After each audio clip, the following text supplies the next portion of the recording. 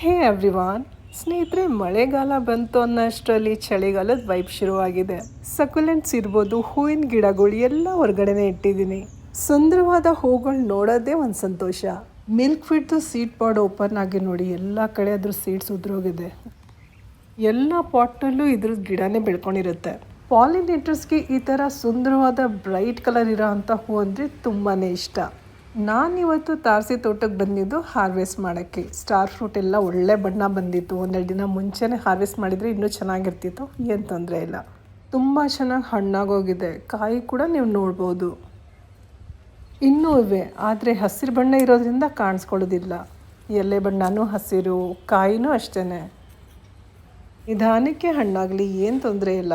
ಈ ವರ್ಷ ಹಣ್ಣು ಸ್ವಲ್ಪ ಕಮ್ಮಿನೇ, ಏನಕ್ಕಂತ ಗೊತ್ತಿಲ್ಲ. ಹಣ್ಣೆಲ್ಲ ಖಾಲಿ ಆದಮೇಲೆ ಗಿಡನ ರೀಪಾಟ್ ಮಾಡಬೇಕು. ಮೇಲ್ಗಡೆ ಒಂದೇ ಒಂದು ಕಾಯಿ ಇದೆ ನೋಡಿ. ಚೆರಿನೂ ಅಷ್ಟೇ, ಒಂದೇ ಒಂದು ಬಿಟ್ಟಿದೆ.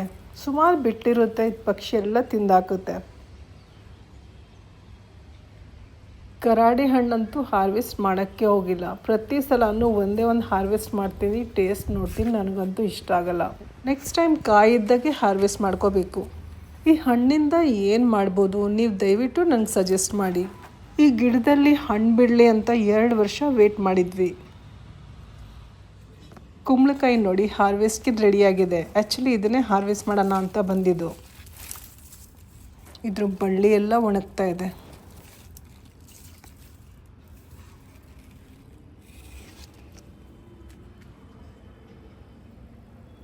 ಶಾರ್ಟ್ ವಿಡಿಯೋಗೆ ಅಪ್ಲೋಡ್ ಮಾಡೋಣ ಅಂತ ರೆಕಾರ್ಡ್ ಮಾಡಿಕೊಂಡೆ. ಕಂಟೈನರ್ ತೋರಿಸಿ ಅಂತಿರಲ್ಲ, ನೋಡ್ಕೊಳ್ಳಿ, ಡ್ರಮ್ ಅಗಲವಾಗಿದೆ. ಬರೀ ಒಂದೇ ಗಿಡ ಎಲ್ಲ ನೆಟ್ಟಿರೋದು, ಇನ್ನೂ ಬೇರೆ ಬೇರೆ ಗಿಡ ಎಲ್ಲ ಇವೆ.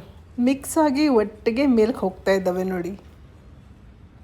ಹಾರ್ವೆಸ್ಟ್ ಮಾಡಬೇಕಾದ್ರೆ ಮೈಂಡಲ್ಲಿ ಏನಿರುತ್ತೆ ಗೊತ್ತಾ, ಈ ಥರ ಮಾಡಿದಾಗ ಇದು ಕರೆಕ್ಟಾಗಿ ಹಾರ್ವೆಸ್ಟ್ ಆಗುತ್ತಾ ಇಲ್ವಾ, ಸ್ಟಕ್ ಆಗುತ್ತಾ.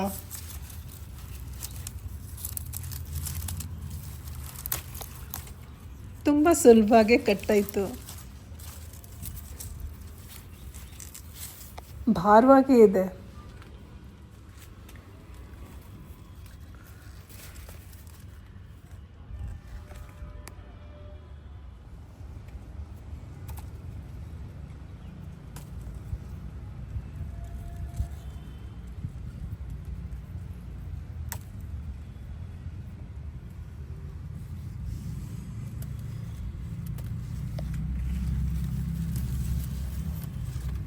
ನಮ್ಮವರು 2 ಹಣ್ಣು ಹಾರ್ವೆಸ್ಟ್ ಮಾಡೋಕ್ಕೆ ಹೇಳಿದರು, ಆದರೆ ಆ 3ನೇದು ಹಾರ್ವೆಸ್ಟ್ ಮಾಡೋಣ ಅನಿಸ್ತಾ ಇದೆ.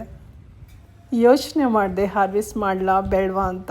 ಆಮೇಲೆ ನನಗಿಷ್ಟ ಅಲ್ವಾ, ಏನು 1-2 ದಿನ ಎಕ್ಸ್ಟ್ರಾ ತಗೊಳುತ್ತೆ ಹಣ್ಣಾಗೋಕ್ಕೆ.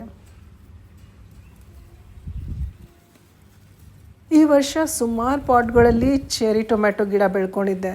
ರೋಜಾ ಹೂನು ಕಾಣ್ತಾ ಇದೆ ನೋಡಿ, ಸೂಪರ್ ಆಗಿದೆ ಅಲ್ವಾ.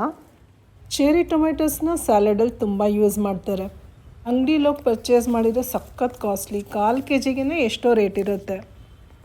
ಇದು ಬೇ ಲೀಫ್, ತೇಜ್ಪತ್ತ ಅಂತಾರೆ, ಪಲಾವಿನ ಎಲೆ ಅಂತ ಹೇಳ್ಬೋದು.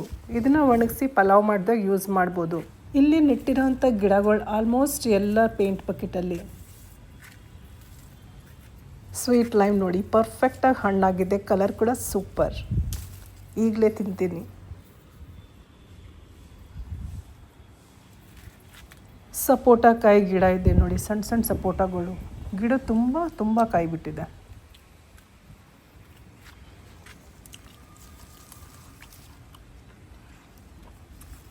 ಟೇಸ್ಟ್ ಅಂತೂ ನಿಜವಾಗ್ಲೂ ಸೂಪರ್ ಆಗಿದೆ. ಈ ಸಣ್ಣ ಗಿಡದಲ್ಲಿ ನೋಡಿ, ಸಣ್ಣ ಪಕ್ಷಿ ಒಂದು ಗೂಡು ಕಟ್ಟಿತ್ತು. ಇದೇ ಗಿಡದಲ್ಲಿ ಮತ್ತೆ ಗೂಡು ಕಟ್ಟಿದೆ, ನಮ್ಗೆ ಗೊತ್ತೇ ಇಲ್ಲ. ಇಲ್ಲಿ ಬಂದಾಗೆಲ್ಲ ಗಲಾಟೆ ಮಾಡೋದು. ಗೂಡು ಫುಲ್ ಖಾಲಿಯಾಗಿದೆ.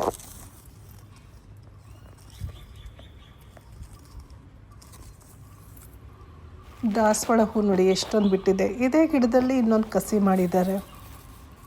ಆಗಲೇ ಬೇಲೀಫ್ ಗಿಡ ತೋರಿಸಿದ್ನಲ್ಲ, ಇದ್ರ ಪಕ್ಕದಲ್ಲೇ ನೋಡಿ ಆಲ್ ಸ್ಪೈಸ್ ಗಿಡ ಇದೆ. ಸಖತ್ ಎತ್ತರಕ್ಕೆ ಬೆಳೆದಿದೆ. 1-2 ಸಲ ಮಾತ್ರ ಇದ್ರ ಎಲೆಲ್ಲ ಹಾರ್ವೆಸ್ಟ್ ಮಾಡ್ಕೊಂಡಿದ್ದೆ. ಅದನ್ನು ವಾಶ್ ಮಾಡಿ ಒಣಗಿಸಿ ಆಮೇಲೆ ಯೂಸ್ ಮಾಡಿದೆ.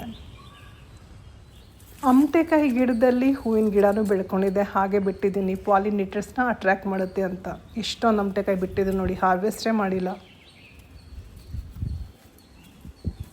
ಸಣ್ಣ ಕಂಟೈನರ್ನಲ್ಲಿ ಆ್ಯಪಲ್ ಗಿಡ ಬೆಳೆಸ್ತಿದ್ದೀವಿ. ಇದು ಅಷ್ಟೇ ಸಖತ್ ಎತ್ತರಕ್ಕೆ ಬೆಳೆದಿದೆ. ಇವತ್ತಿನ ವಿಡಿಯೋ ಇಷ್ಟ ಆಗಿದ್ರಲ್ಲಿ ಲೈಕ್ ಮಾಡೋದು ಮರಿಬೇಡಿ. ಮತ್ತೆ ಸಿಗೋಣ ಇನ್ನೊಂದು ಒಳ್ಳೆ ವಿಡಿಯೋ ಜೊತೆ. ಅಲ್ಲಿವರೆಗೂ ಧನ್ಯವಾದಗಳು. Thank you. ನಮಸ್ಕಾರ.